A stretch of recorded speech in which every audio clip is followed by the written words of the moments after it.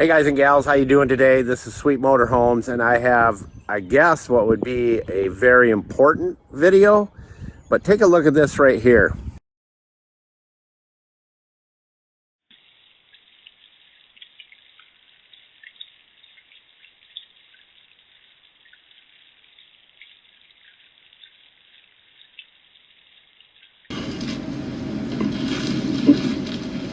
So while we're at it, we might as well say, Julio, where are all our tools located? Buscar en el show más de la descripción del video para todas las herramientas. Thank you, Julio, Cesar, Chavez, Rodriguez, Jorge, Johnson, Thompson. Boop.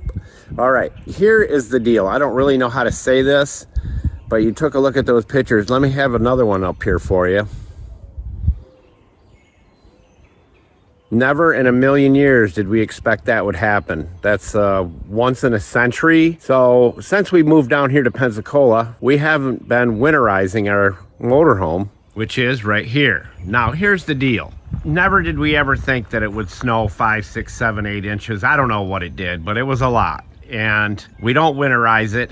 There's crucial areas on this motorhome that could be susceptible to the 20-degree weather that was for a few days. Then it would warm up to 40 and then it would cool back down, but it was snowing and not good. So here's what we do if that possibly happens. There's some steps you need to take, so follow this carefully if this ever happens to you again. And I'm sure some of you had some issues with this on your motorhome if you were down in Louisiana, Alabama, northern Florida, Jacksonville. I don't know if they got any snow, but we did. And here's what you do if this happens. Be prepared. Here we go.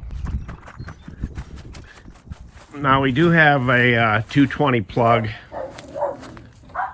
right there, and this little heater was set underneath in the storage area, which kept basically all of the pipes and everything down here in the whole area warm. But this is the most crucial area right there, and we left this door off. Let the heat roll up, keep everything nice and warm, and you just turn it on and let it run. Then the other crucial area is right up here.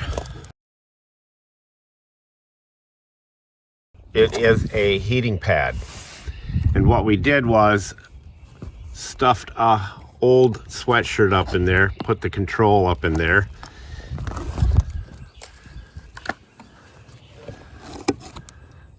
put some rags up in there. But this line here does not take much for it to freeze and crack, and that is your ice maker. So that took care of the problem. No issues, no problems, all there good. Let's go inside. All right, now one thing you want to make sure you always do, keep your water tank at least half full or more. And we're glad that we stuck to that, because we could turn on our pump and we could turn on our diesel for our Aqua Hot and then come out. I didn't get much sleep, but I came out, I don't know, the coldest part of the night, probably 1:32, and I would run the water hot until it came out really hot on all of the sinks and the shower,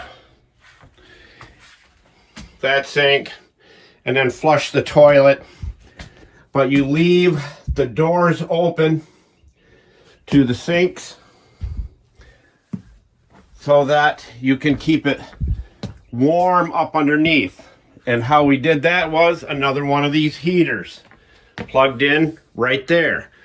Telling you, this saved our life, because I never thought, and nobody ever did, that it would snow here in Pensacola, Florida. With these heaters and that one running, yeah, our power bill probably went up. I'm sure that I burned some diesel letting the Aqua Hot run. Now the Aqua Hot is the most important thing. You do not want it to freeze, so it's best to run it, and it will stay warm and good as long as you turn on the faucets and run hot water every once in a while. Now, this is so important because if you don't do anything and you get a cracked pipe between the floor and the insulation, then you've got to dig around and tear everything apart to try to find it. It's not a happy thing to have happen. Number one, make sure that you have a heater in your storage area. Number two, put a heating pad inside where your back of your refrigerator is for all of your ice maker areas. And the heating pad works great in other areas as well if you have to. Make sure you have a heater in the motorhome itself. Make sure you have good power. Make sure that you have good diesel amount for your Aqua Hot, and make sure that you have substantial amount of water in your holding tank. I cannot stress this enough, and make sure you leave your doors open. This is a good recap. We didn't have any problems, and it got cold enough to cause some damage, I'll guarantee you. So again, this is something that you prepare for that could happen, but luckily we had all the heaters left over. We had everything that we needed, and I always keep the diesel full, fuel up before we come home after a trip, and always keep it full. And you keep your Aqua Hot in tip-top shape, and make sure you got good electrical power to your motorhome. And folks, I'll tell you, if it happens to you again or ever happens, you'll be prepared for it. This is just us trying to let you know that you can make your life a little bit less stressful by knowing you can warm up and keep the motorhome up to temperature enough above freezing so none of the pipes freeze and crack and your Aqua Hot takes a dump, and the next thing you know, you're dishing out $3,000 to $5,000 for a new Aqua Hot. I hope that helps all of you. Sweet Motorhomes out.